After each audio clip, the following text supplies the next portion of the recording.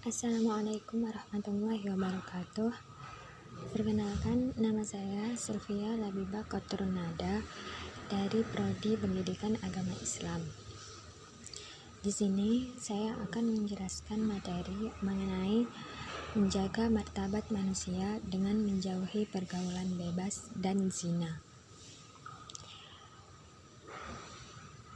Yang pertama, yakni memahami makna larangan pergaulan bebas dan zina.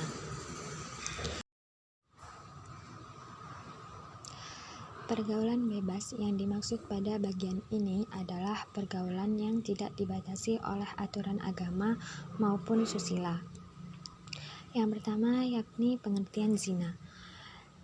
Kata zina berasal dari kata zana yazni, yang artinya hubungan layaknya suami istri antara perempuan dengan laki-laki yang sudah mukallaf atau baligh, tanpa ikatan pernikahan yang sah menurut syariat Islam.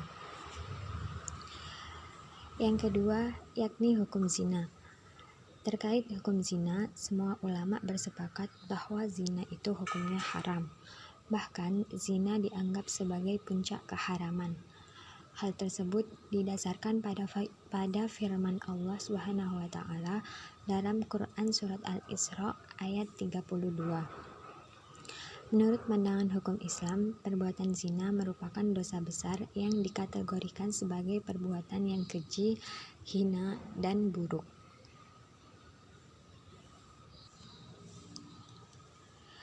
Yang ketiga, yakni kategori zina. Perbuatan zina dikategorikan menjadi dua bagian, yaitu zina muhsan dan ghairu muhsan. Yang pertama, zina muhsan yaitu zina yang sudah baligh, berakal, merdeka, dan sudah pernah menikah. Yang kedua yaitu zina ghairu muhsan, yaitu pezina yang masih lajang dan belum menikah. Yang keempat yakni hukuman bagi para pezina. Yang pertama, dera atau pukulan sebanyak 100 kali bagi pezina ghairu muhsan, dan ditambah dengan mengasingkan atau membuang pelakunya ke tempat yang jauh dari tempat mereka. Yang kedua, yaitu dirajam sampai mati bagi pezina muhsan. Hukuman rajam ini biasanya dilakukan dengan cara pelaku dimasukkan ke dalam tanah hingga dada atau leher.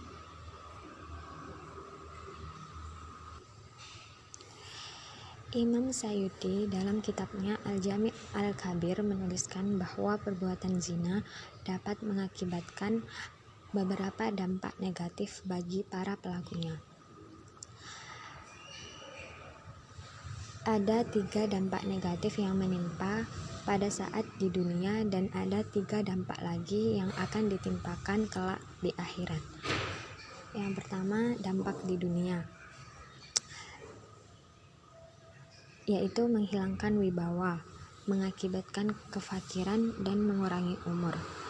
Yang kedua, dampak yang akan dijatuhkan di akhirat, yaitu mendapat murka dari Allah Subhanahu wa taala, mendapatkan hisab yang jelek atau banyak dosa, dan juga mendapatkan siksaan di neraka.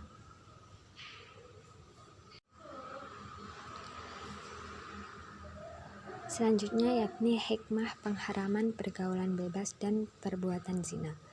Adapun hikmah pengharaman pergaulan bebas dan perbuatan zina yaitu yang pertama, menjaga harga diri, kehormatan, dan martabat kemanusiaan. Yang kedua, menjaga keturunan agar terhindar dari ketidakjelasan nasab. Yang ketiga, menjaga diri dari penyakit yang ditimbulkan dari perzinahan seperti penyakit kelamin, HIV, atau AIDS. Yang keempat, yakni menghindari dosa-dosa lain yang diakibatkan setelah melakukan zina, seperti pengguguran kandungan atau bunuh diri karena malu telah berzina. Yang kelima yaitu memberikan efek jera kepada orang lain.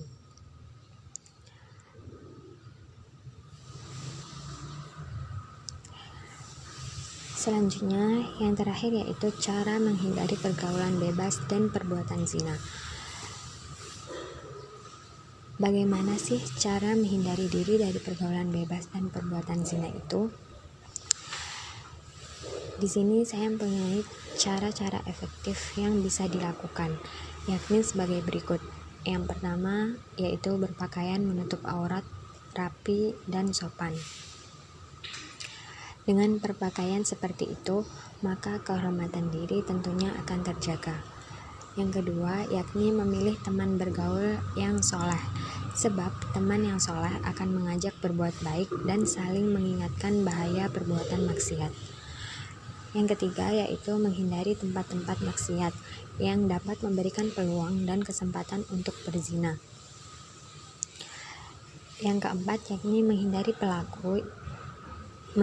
perilaku yang menjurus kepada perbuatan zina, seperti berpacaran, berdua di tempat sepi, menonton tayangan media yang mengandung pornografi atau bacaan yang mengandung pornografi, sehingga menimbulkan nafsu birahi.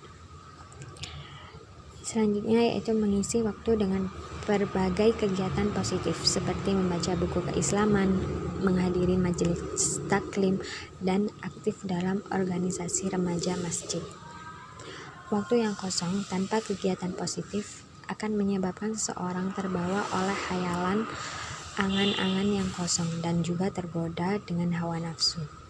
Yang terakhir yakni memperbanyak mengingat Allah SWT dengan berzikir, membaca Al-Quran, serta memohon perlindungan dari Allah SWT supaya dijauhkan dari bahaya pergaulan bebas dan perbuatan zina. Sekian dari apa yang saya jelaskan. Kurang lebihnya saya mohon maaf. Wassalamualaikum warahmatullahi wabarakatuh.